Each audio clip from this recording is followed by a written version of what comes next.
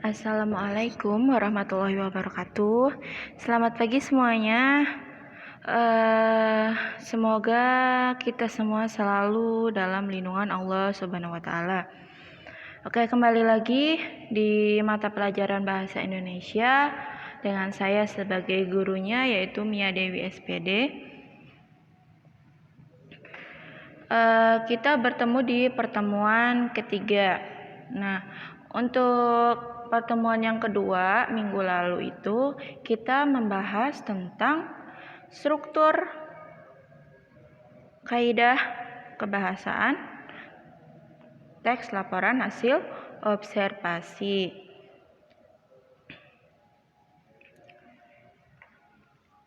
Meskipun banyak ya di antara kalian itu yang merasa belum mengumpulkan tugas analisis kaidah teks laporan hasil observasi, silahkan nanti setelah pertemuan ini kalian boleh mengumpulkan ke Ibu. Oke, sebelum ke materi, Ibu akan mengulas kembali materi minggu yang lalu tentang kaidah teks laporan hasil observasi. Yang pertama itu menggunakan kalimat definisi. Apa itu kalimat definisi? Kalimat definisi itu kalimat yang menjabarkan suatu objek. Contoh dari kalimat definisi itu katanya itu adalah, yaitu, merupakan, dan lain-lain. Yang kedua, menggunakan konjungsi atau kata sambung. Nah, konjungsi atau kata sambung itu penting ya di dalam sebuah paragraf. Contoh dari konjungsi itu adalah dan, maka, oleh, karena, oleh sebab itu, sebagainya, selanjutnya, dan lain-lain. Itu termasuk ke dalam konjungsi atau kata sambung. Yang ketiga, menggunakan kalimat simpleks dan kalimat kompleks. Kalau kalimat simpleks itu kalimat yang dalam satu kalimat yang menggunakan satu verba atau satu pekerjaan. Ingat, verba yang dimaksud dengan verba atau kata kerja itu me, mem, men, meng, menge, ter, ber, di, dan sebagainya. Jadi misalnya kata dasarnya itu makan. Makan juga termasuk ke dalam kata kerja. Tapi kalau misalnya ditambah imbuhan me, jadi memakan. Memakan termasuk ke dalam verba atau kata kerja. Contoh lainnya kursi. Kursi itu kata benda. Tapi kalau ditambah di atau imbuhan di, misalkan dalam kalimat Dina duduk di kursi, itu termasuk ke dalam verba. Atau contoh lainnya tulis. Tulis itu kata dasar. Kalau ditambah imbuhan kalau ditambah imbuhan jadi menulis. Dina menulis di papan tulis atau Dina menulis di buku. Menulisnya itu termasuk ke dalam verba atau kalimat simpleks. Jadi di dalam satu kalimat itu terdapat verbanya itu hanya ada satu saja. Nah, sedangkan kalimat kompleks itu rumit ya, kompleks itu rumit. Jadi di dalam suatu kalimat itu terdiri dari dua atau lebih verba. Contohnya, Dina menulis sambil bernyanyi. Yang menjadi verbanya itu menulis dan menulis bernyanyi. Oke? Jadi kata dasarnya tulis dan nyanyi ditambah imbuhan me dan ber. Paham ya? Jadi kalau kalimat kompleks itu di dalam satu paragraf atau satu kalimat terdiri dari 2 atau lebih verba atau kata kerjanya. Sedangkan kalimat simpleks di dalam satu kalimat itu hanya ada satu verba saja. Paham ya? Oke, yang selanjutnya yang keempat, menggunakan sinonim atau antonim. Sinonim itu persamaan kata, sedangkan antonim itu adalah lawan kata. Jadi kalau sinonim itu di sini ada contohnya, vitamin ini membantu memproduksi kolagen yang melindungi tubuh atau badan. Tubuh atau badan. Nah, tubuh atau badan itu disebut sebagai sinonim karena tubuh dan badan itu sama saja persamaan kata. Kalau antonim ya besar, kecil, tinggi, pendek, dan lain-lainnya. Yang kelima, menggunakan data atau angka. Jadi di dalam teks laporan hasil observasi itu pasti ada data atau angkanya. Karena untuk keakuratan faktanya. Paham ya? Materi yang minggu lalu. Oke.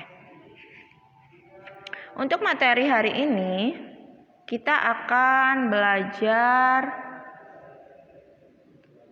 merevisi isi teks laporan hasil observasi. Merevisi itu memperbaiki. Jadi memperbaiki isi teks laporan hasil observasi. Oke, langkah terakhir untuk menyusun sebuah teks termasuk teks laporan hasil observasi adalah merevisi. Merevisi dapat dilakukan baik secara lisan maupun tertulis. Revisi yang dilakukan secara lisan dapat berupa komentar, sedangkan yang dilakukan secara tertulis biasanya digolongkan ke dalam kegiatan menyunting. Oke, ini ada 8 langkah untuk kalian dapat merevisi isi teks laporan hasil observasi. Yang pertama, membaca teks secara keseluruhan dengan memperhatikan isinya. Nah, pasti kalau misalnya kalian mau merevisi itu dibaca secara keseluruhan teksnya.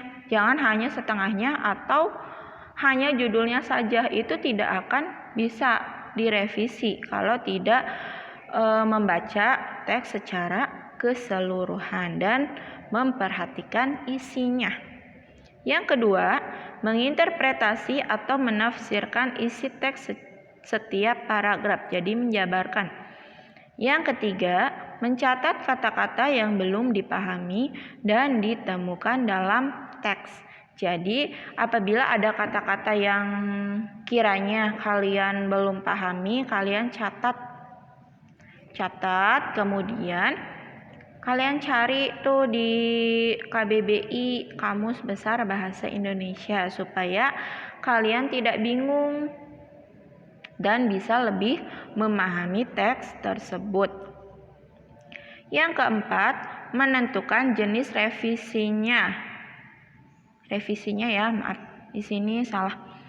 Menentukan jenis revisinya, apakah mau revisinya itu tertulis atau lisan. Kalau misalnya lisan itu berupa komentar.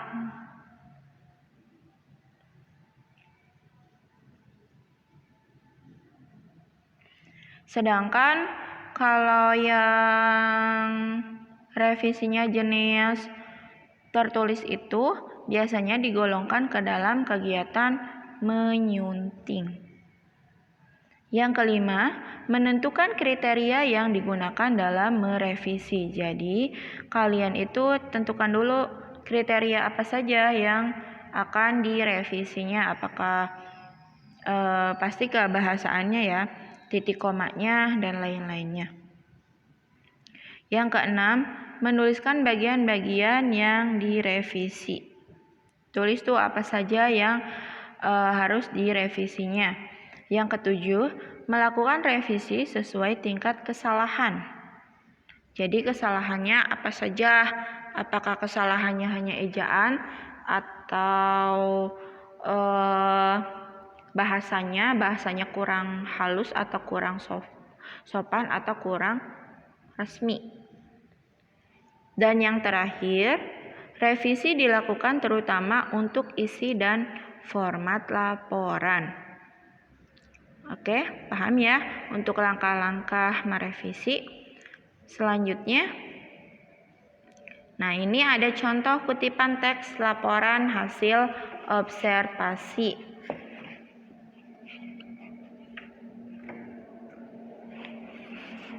Ibu bacakan.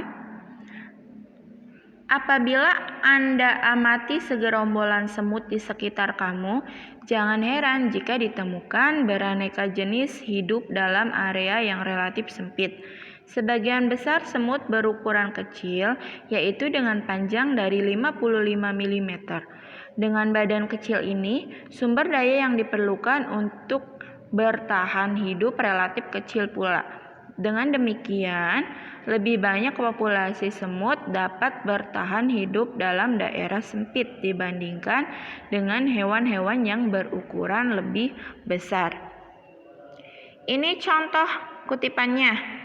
Nah, revisinya yang tebal dan berwarna merah ya.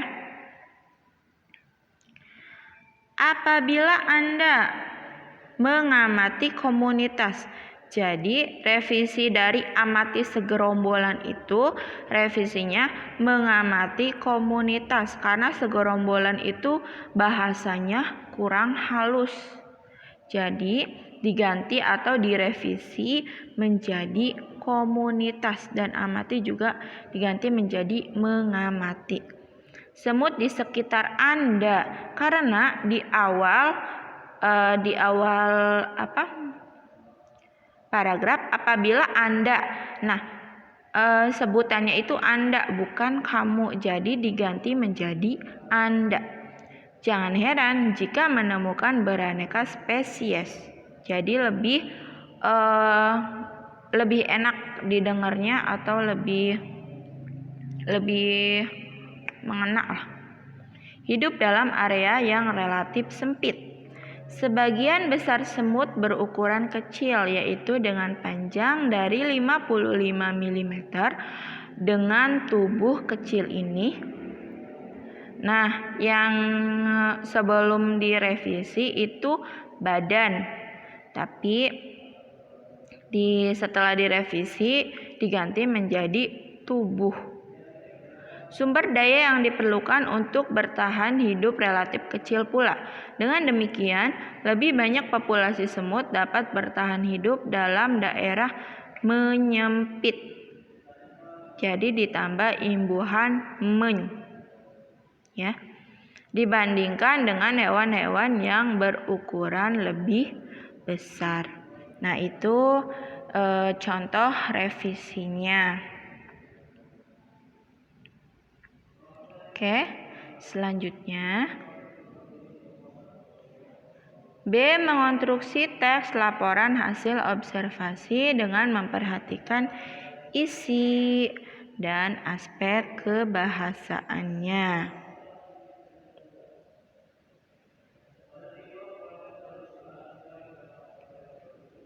Oke, ini ada 8 langkah kalian untuk mengonstruksi teks laporan hasil observasi.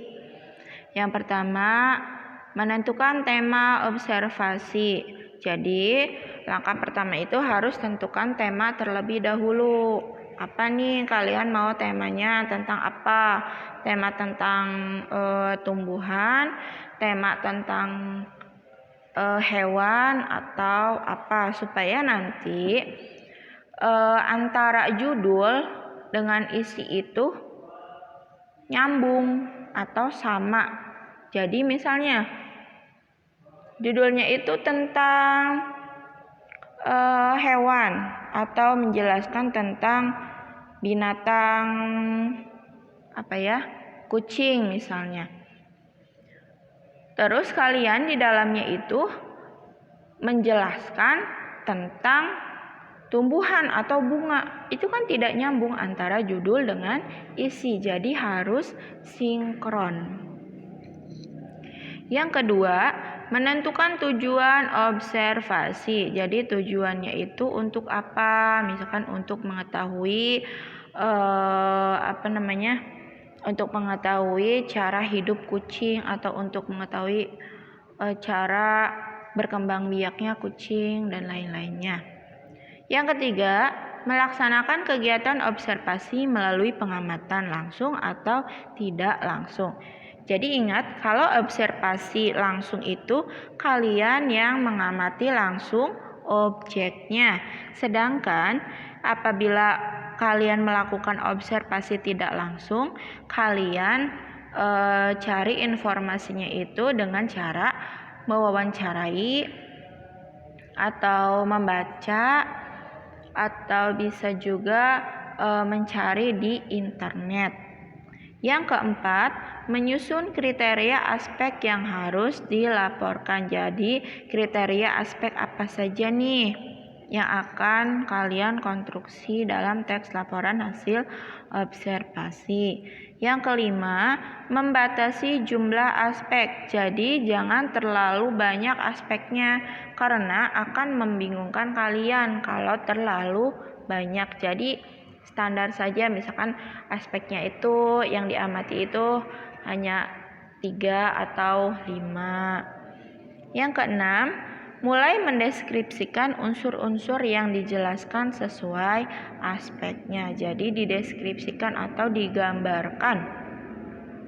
Yang ketujuh, melengkapi teks laporan hasil observasi dengan data dan gambar. Jadi supaya pembaca itu lebih paham, kalian lengkapi pastinya dengan data. Kalau misalnya dengan gambar itu poin plus ya. Biasanya dengan data saja. Tapi kalau kalian mau teks laporan hasil observasinya itu lebih menarik, bisa dengan gambar. Dan yang kedelapan, membuat simpulan laporan hasil observasi. Jadi yang terakhir itu membuat simpulan dari hari pertama dan yang lainnya sampai hari terakhir itu simpulannya apa mengenai teks laporan hasil observasi yang kalian buat. Oke. Dicukupkan pertemuan hari ini.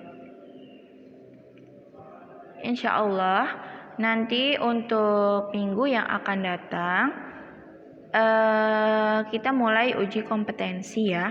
Uji kompetensinya itu PG pilihan ganda, soalnya hanya 10. Jadi PG 10 soal. Oke, apabila ada yang mau ditanyakan atau yang belum paham, silakan komen di kolom komentar. Terima kasih. Wassalamualaikum warahmatullahi wabarakatuh.